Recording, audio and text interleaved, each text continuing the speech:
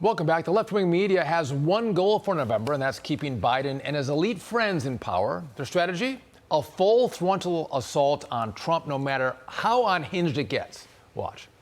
I think that we're naive to think that he's tricking people into picking him and then surprise, he's going to act like a dictator. What he's offering is strongman leadership, the end of politics, the end of elections. 26 Republican senators at this point, and all of the House Republican leadership have lined up behind Donald Trump.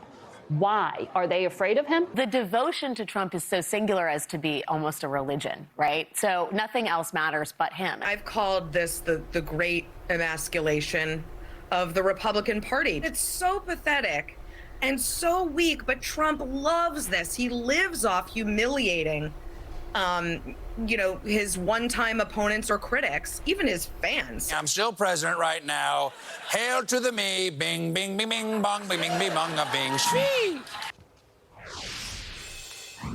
Joining us now, a man who does understand Trump's appeal, Heritage Foundation President Kevin Roberts.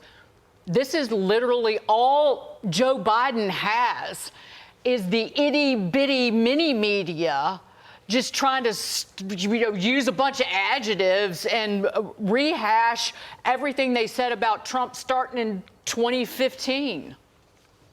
This is their playbook, Dagan, and the reason that they're having this collective meltdown is because Trump understands what's at stake. And what's at stake isn't some esoteric kind of academic concept having to do with something in Washington. The American people are saying they can't afford their gas, their groceries, their rent.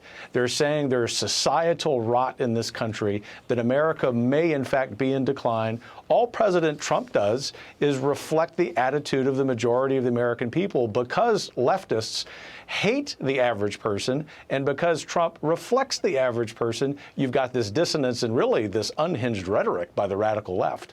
You know, it's interesting. CNN and MSNBC won't cover President Trump when he speaks. I've said this a number of times, but I think they feel like his message resonates with the American people and their viewers, and so they won't show him. But I wonder if the demonization of Trump, saying all these things about him, the big, ugly boogeyman of an orange man, will that work, or will people reflect back on the 4 years of Trump and go, yeah, I didn't like some of the tweets, and yes, he was a little aggressive and mean to some people, but man, the economy was pretty good, and yeah, we did have kind of world peace at the time. Will they harken back to the days when he was president, or are they going to listen to this unhinged media? The majority of American people, I predict, Sean, are going to say, give me those mean tweets again, because we had a roaring economy. We had a presidential term when no wars were started. And we had the feeling that even if there might be some differences of opinion that some Americans had with how Trump said things, that he was in charge, he was in control. The real appeal of Trump right now, to your point, Sean, and you know this because of your own political experience, is that the Biden administration has been an abject failure in every respect, economically, socially, in terms of foreign policy. That's Trump's appeal. We rehashed. The campaign chief for Biden, Jen O'Malley Dillon, a while ago referred to Republicans as a bunch of effers.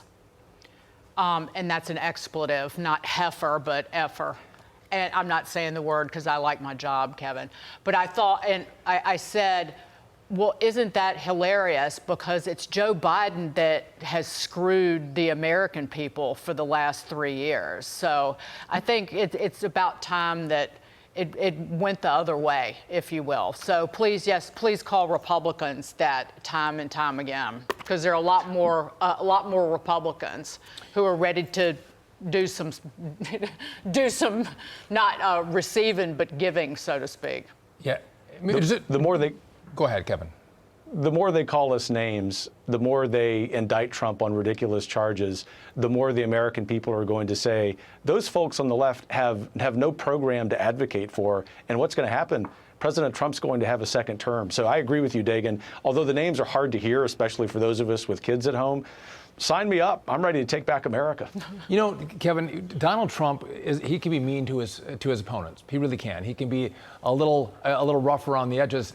But it's that same attitude he takes to China, same attitude towards Iran and Hamas and North Korea. And you know what? He'll fight as hard for us against the American enemies as he is against his own political opponents. And I think a lot of Americans kind of like that and want that back.